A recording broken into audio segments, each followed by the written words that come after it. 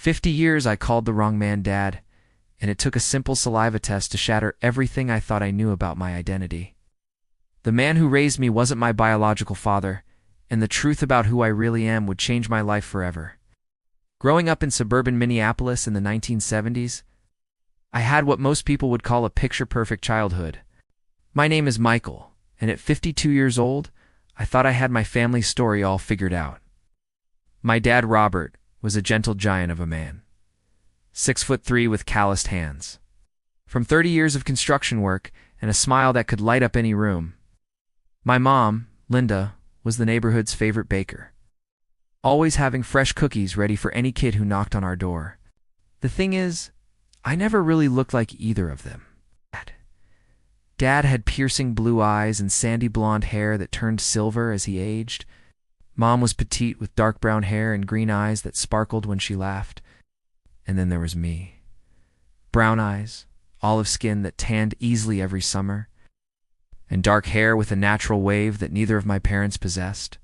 "You must get it from your grandmother on your mother's side," Dad would always say when people commented on how different I looked. "Genetics are funny that way, son." And I believed him. Why wouldn't I?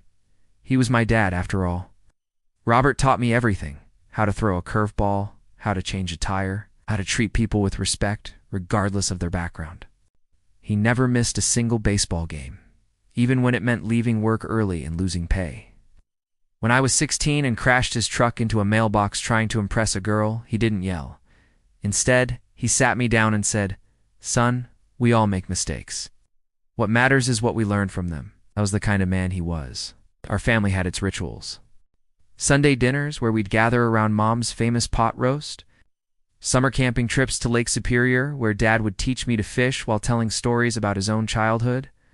And Christmas mornings that felt like magic. I was an only child, which meant I got all their attention, all their love, and sometimes all their worry when I stayed out too late or brought home questionable report cards. College took me to Chicago for journalism, and I remember calling home every Sunday without fail. Dad would always end our conversations the same way. "Love you, kiddo. Make us proud." And I tried to. I really did. I graduated, got a job at a local newspaper, met my wife Jessica, and started building what I thought was my own version of the American dream. By the time I was 30, I was married with 2 kids of my own, Emma and Jake. Dad was over the moon about being a grandfather. He'd drive the 4 hours from Minneapolis to Chicago just to babysit for a weekend, teaching Emma how to braid friendship bracelets and showing Jake how to whittle wood figures with a pocket knife. My kids adored him, and honestly, watching him with them reminded me of all the ways he'd been an incredible father to me. The years rolled by peacefully. Dad retired at 65 and started volunteering at the local food bank. Mom kept baking, though now it was mostly for church functions and community events. They seemed content, settled into their golden years with the satisfaction of parents who raised their child well and were now enjoying the fruits of that labor through their grandchildren. It was until Dad started getting sick that things began to shift in ways I couldn't have predicted. At 78, he was diagnosed with early-stage Parkinson's disease. The diagnosis hit our family hard, but Dad faced it with the same quiet courage he'd shown throughout his life. "We'll take it one day at a time," he told us during that difficult family meeting in their kitchen. That's all any of us can do. As his condition progressed, I found myself making more frequent trips back to Minneapolis. Jessica was incredibly understanding, often packing up the kids for weekend visits so they could spend quality time with their grandfather while he was still himself. During one of these visits, when Jake was about 15, something happened that should have been a red flag, but I was too caught up in managing Dad's care to really pay attention. We were looking through old photo albums, and Jake picked up a picture of me at his age. He stared at it for a long moment, then looked at a photo of Robert at the same age that Mom had pulled out from a shoebox of family memories. "Grandpa," Jake said innocently, "how come you and Dad look so different? Like really different?" Dad chuckled and gave his standard response about genetics being unpredictable. But I caught something in his eyes, just for a split second, that I'd never seen before. It was almost like guilt, or maybe fear. But then Mom distracted us with stories about the day I was born, and the moment passed. I filed it away in the back of my mind, not really thinking much of it at the time. Looking back now, I realize that moment was the beginning of questions I wasn't ready to ask. Questions about why I was the only one in our family who needed glasses from age 12. Why? I was naturally left-handed when both my parents were righties. Why?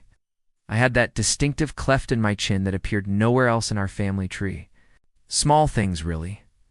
But they started adding up in ways that made me uncomfortable. The real turning point came during what would be our last Christmas together as a complete family. Dad's Parkinson's had progressed to the point where his hands shook constantly and his speech was becoming slurred.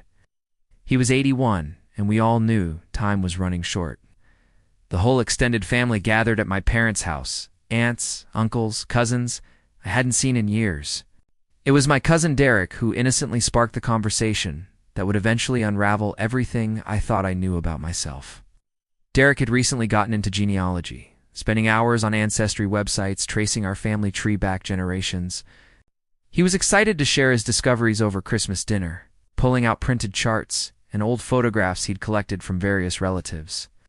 "Look at this," Derek said, spreading papers across the dining room table after we'd finished Mom's famous honey ham. "I've traced the Johnson line back to Sweden. The interesting thing is how consistent certain physical traits are throughout the generations." He started pointing to photographs of great-great-grandparents, great-grandparents, grandparents, and then contemporary family members. What struck me immediately was how everyone in our extended family shared similar features. The men were all tall and broad-shouldered like Dad, with light eyes and angular jawlines. The women tended to be petite, with delicate features and fair complexions like Mom. Even the children in the photos seemed to follow predictable patterns of inheritance. And then Derek got to the current generation. He had photos of all the cousins, their children, and their grandchildren spread out like a scientific exhibit. "It's amazing how genetics work," he continued enthusiastically. "You can literally see the Swedish features passed down through the generations. Look at how similar Uncle Robert, my dad, and Uncle Jim all look, even though they're just brothers-in-law who married into the family." My Aunt Carol, who'd had a few glasses of wine, laughed and said something that made my blood run cold. "Well, everyone except Michael. He's always been our little mystery child, haven't you, honey?" She ruffled my hair like I was still 10 years old. Never could figure out where those dark features came from. The room went quiet for just a moment. One of those awkward silences that happens when someone says something they probably shouldn't have. Dad quickly changed the subject, asking Derek about his new job. But I couldn't shake the feeling that something significant had just happened. Later that evening, after most of the family had left and the dishes were cleaned, I found myself alone with Mom in the kitchen. She was wrapping leftover pie, humming Christmas carols softly to herself. The house felt peaceful, but my mind was racing. "Mom," I said carefully, "can I ask you something?" She looked up with that warm smile I'd known my entire life. "Of course, sweetheart. What's on your mind?" I hesitated, not really sure how to phrase the question that had been bothering me. Carol's comment earlier about me being different from the rest of the family. I've noticed it too, you know. I've always noticed it. Mom's hand stilled on the aluminum foil she'd been using to cover the pie. For just a moment, something flickered across her face, the same expression I'd seen in Dad's eyes when Jake had commented on our physical differences.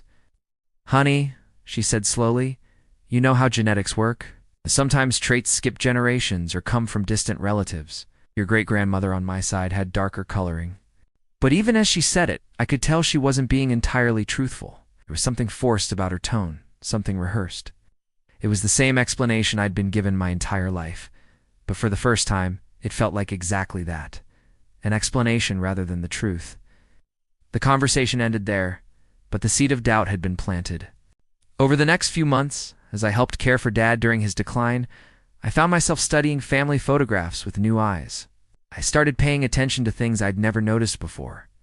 The way certain expressions seemed to run in families, how particular physical traits appeared consistently across generations, how I seemed to be the only exception to every rule. The more I looked, the more questions arose.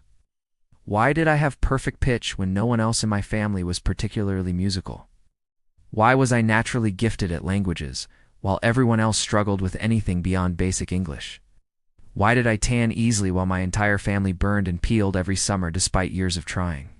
These might seem like small things, but they began to feel enormous. Every family gathering became an exercise in comparing features, in noticing differences that suddenly seemed glaring rather than merely interesting. I started feeling like an outsider in my own family, even though nothing about their love or acceptance of me had changed. The breaking point came 6 months later, when Dad was hospitalized with pneumonia. While he was recovering, a nurse mentioned something about blood types during a routine discussion about his care. She casually asked about family medical history, including blood types, for their records. "Well, my husband and I are both type A," Mom said, "and Michael here is type O." The nurse paused, looking slightly confused. "That's not possible," she said gently. "Two type A parents can't have a type O child. One of you would have to be type O for that to work genetically." The silence that followed was deafening. Mom's face went white, and I felt like the floor had dropped out from under me. Dad, even in his weakened state, looked at us with eyes that seemed to be pleading for understanding, for forgiveness, for time to explain something that clearly needed explaining. The drive home from the hospital that day was the longest 45 minutes of my life. Mom sat in the passenger seat, staring out the window without saying a word. I kept replaying the nurse's comment over and over in my head. "To type a parent's coup, I don't have a type, oh child." The certainty in her voice left no room for doubt about basic genetics. When we got back to the house, I helped Mom inside and we sat at the kitchen table where I'd eaten thousands of meals, where I'd done homework, where I'd learned life lessons and shared family stories. Now it felt like foreign territory. "Mom," I said quietly, "we need to talk about what the nurse said." She looked down at her hands, folded carefully in her lap. "I know we do," she whispered.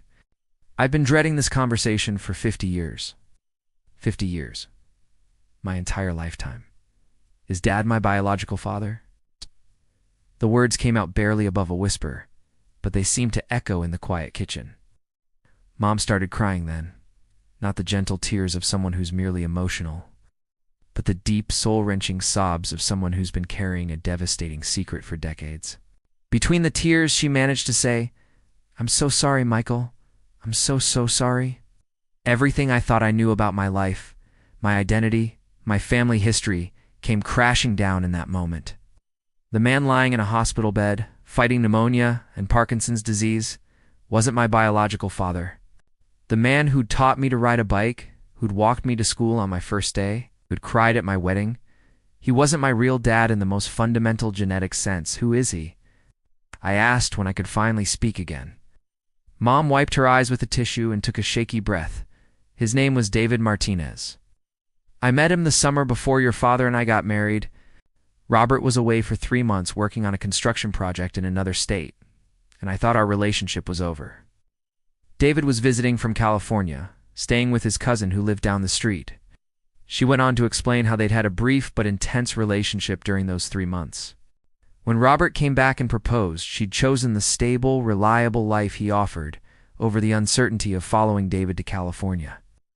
She didn't realize she was pregnant until after the wedding. "Robert knew?" I asked. "Not at first," she admitted. "But when you were born, he could do the math. You arrived 8 months and 3 weeks after our wedding, not the 9 months I'd told him to expect. He never said anything directly, but he knew, and he chose to love you anyway. He chose to be your father." The next few days passed in a blur of confusion and emotional turmoil. Dad came home from the hospital, and for the first time in my life, I found it difficult to look him in the eye. Not because I loved him any less, but because I didn't know how to process the magnitude of his sacrifice and love. He'd spent 50 years raising another man's child, never once making me feel like anything other than his own son. Jessica could see that something was wrong, but I wasn't ready to talk about it yet. How do you tell your wife, your children, that everything they thought they knew about your family history might be wrong? How do you explain that their grandfather isn't actually their biological grandfather? 2 weeks later, I was browsing the internet late one night when an advertisement for a DNA testing kit caught my attention. Ancestry.na promised to reveal ethnic origins and connect you with biological relatives. For $99, I could potentially get answers to questions I'd been carrying my entire life. I stared at that screen for probably an hour, cursor hovering over the Add to Cart button. Part of me was terrified of what I might find, but another part of me desperately needed to know the truth. I thought about David Martinez, this mysterious man who was half of my genetic makeup but completely unknown to me. I thought about Dad, who'd loved me unconditionally despite knowing I wasn't biologically his. I thought about my own children and whether they deserved to know their real genetic heritage. Finally, at 2:30 in the morning, I clicked buy now. The kit arrived 5 days later in a small, unremarkable package. Inside was a simple plastic tube for saliva collection and instructions that seemed almost too easy for something that would potentially change my life forever. Provide saliva sample, register kit online, mail back, wait 6 to 8 weeks for results. I carried that kit around for 3 days before I worked up the courage to use it. I'd take it out, read the instructions again, then put it back in the drawer. The weight of it seemed enormous. This tiny plastic tube that could either confirm what Mom had told me or reveal even more complex truths. On a Saturday morning, while Jessica was at yoga and the kids were at their friends' houses, I finally did it. I followed the instructions exactly, registered the kit with my information, and drove immediately to the post office to mail it before I could change my mind. The woman at the postal counter smiled and asked, "Anything fragile or perishable? Just my entire understanding of who I am?" I wanted to say. Instead, I shook my head and paid for the shipping. The waiting period was torture. 6 to 8 weeks had never seemed so long. Every day I'd check my email obsessively, looking for updates on the testing process. Ancestridna sent periodic emails updating me on the status. Sample received, DNA extracted, analysis in progress. I started researching David Martinez online, though I had very little information to work with.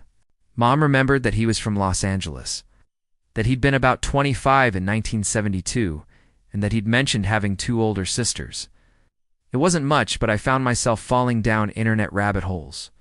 Looking at social media profiles of men with that name who would be the right age now. The email arrived on a Tuesday morning at 6:47 a.m., exactly 7 weeks and 2 days after I'd mailed my sample. I was getting ready for work when my phone chimed with a notification.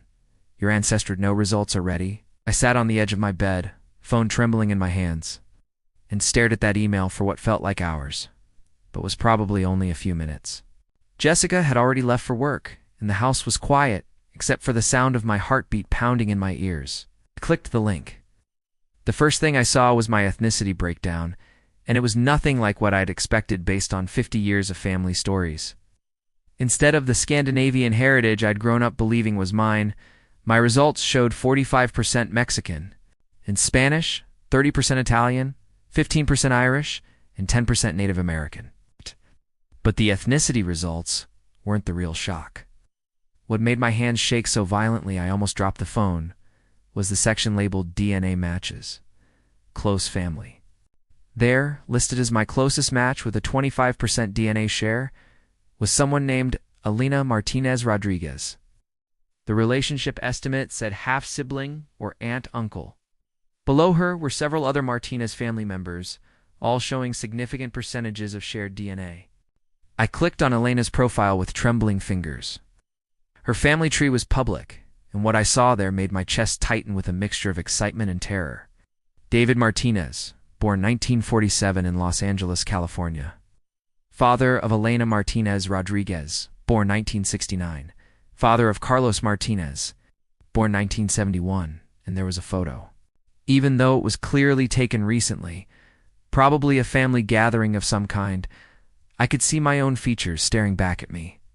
David Martinez, now in his 70s, had the same olive skin I'd inherited, the same dark hair, though now silver. It's the same brown eyes, and most unmistakably, the same cleft chin, that had always seemed so out of place in the Johnson family photos. I was looking at my biological father. My phone rang, startling me so badly, I nearly threw it across the room. It was an unknown number with a California area code. "Hello?" I answered, my voice barely working. "Hi, is this Michael Johnson?" The voice was female, warm but tentative. "Yes, this is Elena Martinez Rodriguez. I think Ancestridna just told us we're half-siblings." I couldn't speak. I literally couldn't form words. "Michael, are you there?" "I'm here," I managed. "I'm just ... processing." Elena's laugh was kind and understanding. "Trust me, I get it. When I saw your name pop up as my closest DNA match this morning, I nearly spilled coffee all over my laptop. I've been staring at your profile for 2 hours trying to work up the courage to call you. Your father, I said slowly, is David Martinez, she corrected gently. Dad passed away 6 years ago. Cancer. The disappointment hit me like a physical blow. I'd found my biological father, but I was 6 years too late to meet him. Alina seemed to sense my reaction. But Michael, he talked about you. Not by name, obviously. He didn't know your name. But he talked about a woman he loved in Minnesota in the early 70s. He said he'd always wondered if anything had come from that relationship. He wondered about me. All the time, especially after Mom died in 2010, he'd get nostalgic and talk about this beautiful woman named Linda he'd met during the summer he spent in Minneapolis. He said she was the one who got away, and he'd always regretted not fighting harder for her. When she chose to marry someone else, we talked for over an hour. Alina told me about David, how he'd become a successful architect and loss. Angeles, how he'd married her mother Rosa in 1978. How he'd been a devoted father to Alina and Carlos, but had always carried a sadness about the life he might have lived in Minnesota. He would have been so happy to know about you, Alina said, and proud. I can already tell from talking to you for an hour that you're a good man. That would have meant everything to him. She emailed me photos during our conversation, pictures of David at various stages of his life, family gatherings, professional achievements. In every photo, I could see pieces of myself. The way he held his head when he laughed. The gesture he made with his hands when he was explaining something. Even his handwriting, which Alina sent me a sample of, looked eerily similar to mine. There's something else, Alina said toward the end of our conversation. Carlos and I have been talking since we both got the DNA notification about you this morning. We'd like to meet you, if you're open to that. We have 2 other half-siblings we've never met. Dad had a complicated love life in his 20s. But you're the first one who's actively reached out through DNA testing. 2 other half-siblings I'd never known existed. After we hung up, I sat in my empty house surrounded by family photos that suddenly felt like artifacts from someone else's life. Photos of Dad teaching me to fish, of family Christmas mornings, of 3 generations gathered around birthday cakes. These memories were still real, still precious, but they existed now in a completely different context. I called in sick to work and spent the day absorbing everything I'd learned. I had a biological family in California who'd been wondering about me for decades. I had a father who died never knowing my name, but always hoping I existed somewhere. I had half-siblings who wanted to meet me, who'd welcomed me into their family tree with open arms and genuine excitement. But I also had a dad in a Minneapolis hospital bed who'd raised me, loved me, and chosen me every single day for 50 years, even knowing I wasn't biologically his. I drove straight to the hospital after receiving those DNA results, my printouts and phone clutched in my hands like evidence in a trial. Dad was awake, sitting up in his bed and watching the morning news. When he saw me walk in, his face lit up with the same warm smile he'd given me thousands of times before. But now I could see something else there too, a wariness. As if he'd been expecting this moment for 50 years. "Hey, kiddo," he said softly. "You look like you've seen a ghost." I pulled a chair close to his bed and sat down, spreading the DNA results between us. "Dad, I need to ask you something, and I need you to tell me the truth." His eyes moved to the papers, and I watched his expression change from confusion to recognition to something that looked almost like relief. "You did a DNA test," he said. "It wasn't a question. I found him, Dad. I found David Martinez. I found his family. He died 6 years ago, but I have half-siblings in California who want to meet me." Dad closed his eyes for a long moment, and when he opened them again, they were filled with tears. "I've been waiting for this day since you were born, Michael. Part of me hoped it would never come, but another part of me always knew it would. Why didn't you ever tell me?" The question came out more accusatory than I'd intended, but 50 years of lies, even well-intentioned ones, felt like a heavy weight between us. "Because I was selfish," he said simply. "Because I loved you from the moment I held you, and I was terrified that if you knew the truth, I'd lose you. You wouldn't have lost me, wouldn't I?" Dad's voice was barely above a whisper. "You were 3 months old when I figured out the timeline. 3 months old, and already the center of my universe. The thought of you growing up wondering about some other man, maybe wanting to find him, maybe choosing him over me, it was more than I could handle. I wanted to be angry." Heidi spent the drive to the hospital building up righteous indignation about deception and lies. and the right to know one's own identity.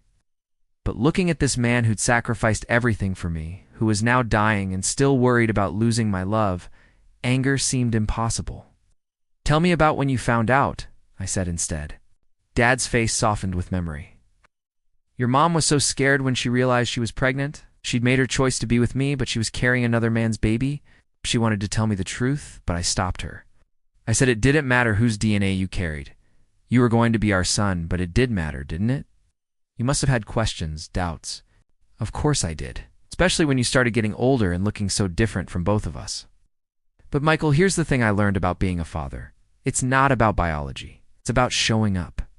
It's about 2 a.m. feedings and teaching you to ride a bike and sitting in the emergency room when you broke your arm. It's about loving someone so much that their happiness becomes more important than your own." We talked for 3 hours that day. Dad told me things I'd never known. How he'd sometimes lie awake at night when I was little, wondering what David Martinez was like, whether I'd inherited his talents or his flaws. How he'd felt a stab of pride mixed with worry every time someone commented on how different I looked from the rest of the family. How he'd considered telling me the truth a dozen times over the years, but always chickened out. "I was afraid," he admitted. "Afraid you'd love him more because he was your real father. Afraid you'd resent me for keeping the secret. Afraid I'd lose the best thing that ever happened to me." "Dad," I said, taking his hand, "you are my real father. David Martinez may have contributed half my DNA, but you contributed everything else. You're the one who shaped who I am." But even as I said the words and meant them, I felt the pull of curiosity about this other family, this other half of my genetic heritage that I'd never known existed. The conversation with Mom that evening was harder. She'd been carrying the weight of this secret for 50 years, and the relief of finally having it out in the open seemed to age her and rejuvenate her simultaneously. "Are you angry with me?" she asked, sitting in the same kitchen chair where she'd broken down and told me the truth months earlier. "I'm hurt," I said honestly. "I'm hurt that you didn't trust me with my own story. I'm confused about who I am now. But angry? No, Mom. I can't be angry at someone who was trying to protect everyone she loved." She told me more about David during those summer months in 1972. How charming and passionate he was. How he'd talked about his dreams of becoming an architect. How he'd made her feel alive in ways she'd never experienced before. She also told me why she'd chosen Dad instead. "David was exciting, but your father was steady. David had dreams, but your father had plans. I was 22 years old and pregnant, and I needed someone I could count on, not someone who made my heart race." "Do you regret it?" Mom was quiet for a long time. "I regret the deception," she said finally. "I regret that we built our family on a lie, even though it was a lie born from love." "But regret choosing your father?" "Never. He gave us a good life, Michael. He gave you a good life. That has to count for something." The hardest part was telling Jessica and the kids. Emma was 22, and Jake was 20. Old enough to understand the complexity of the situation, but young enough to be shaken by the revelation that their family history wasn't what they'd always believed. "So Grandpa isn't actually our grandfather?" Jake asked, looking confused and hurt. "Biologically, no. But in every other way that matters, yes. We're still the man who taught you to whittle and took you camping and loves you unconditionally." 6 months later, I was standing in the arrivals area of LAX, holding a sign with my own name on it. Something I'd never imagined doing in my entire life. Alina and Carlos had invited me to Los Angeles for what they called a family reunion. Though for me it felt more like stepping into an alternate universe where I belonged to people I'd never met. Alina spotted me first. Even though we'd exchanged dozens of photos by email, seeing her in person was startling. We had the same hands, long fingers with identical nail beds. It's the same laugh lines around our eyes. It's the same way of tilting our heads when we were thinking. "Michael," she said, and suddenly I was being embraced by a sister I'd never known I had. Carlos arrived a few minutes later with his wife Maria and their 2 teenage daughters. More family members I'd never known existed, but who shared my DNA, my facial expressions, my genetic predispositions to everything from lactose intolerance to nearsightedness.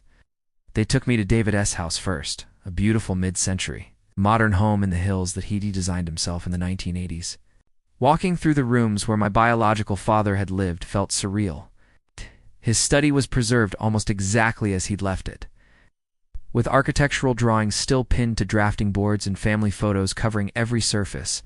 "This is where he would have worked on your baby room, if he'd known about you," Alina said, leading me to a corner where David had apparently spent hours sketching nursery designs for his grandchildren. Carlos showed me David's workshop in the garage, where he'd spent weekends building furniture and teaching his children carpentry. I picked up tools that felt familiar in my hands, inherited skills I'd never understood the origin of suddenly making sense. But the most emotional moment came when Alina handed me a letter. "Dad wrote this about 10 years ago," she said. "He was going through some health issues and started writing letters to people. Sort of a living will, but more personal. He wrote one to the child he might have had in Minnesota." My hand shook as I unfolded the pages, written in the same handwriting I'd inherited from a man I'd never met. "To my unknown child," it began. "If you're reading this, it means you found your way to Alina and Carlos, which makes me happier than you can imagine. I've thought about you every day for 40 years, wondering if you existed, hoping you were loved and happy, and growing up with good people who deserved you." The letter went on for 3 pages, filled with stories about David's life. His regrets about not fighting harder for my mother, his hopes for what kind of person his unknown child might have become. He wrote about his love of architecture, his passion for building things that would last, his belief that the most important structures in life are unmade of wood and steel, but of love and commitment and daily choices to show up for the people who matter. I hope the letter concluded that whoever raised you did a better job than I could have done at 25. I hope they loved you unconditionally and taught you to be kind and gave you roots strong enough to support whatever dreams you chose to build. If you ever find this letter, know that you were wanted, you were thought about, and you come from people who believe in the power of family, both the one you're reborn into and the one you choose. I spent a week in Los Angeles, meeting aunts and uncles and cousins, learning about Mexican traditions I'd never experienced, eating foods that somehow felt familiar, despite being completely foreign to my Minnesota upbringing. Lena taught me Spanish phrases that David had taught her. Carlos showed me photo albums spanning decades of birthdays and holidays and ordinary moments that could have included me if circumstances had been different. But the most meaningful part of the trip was learning about David or connecting with his family.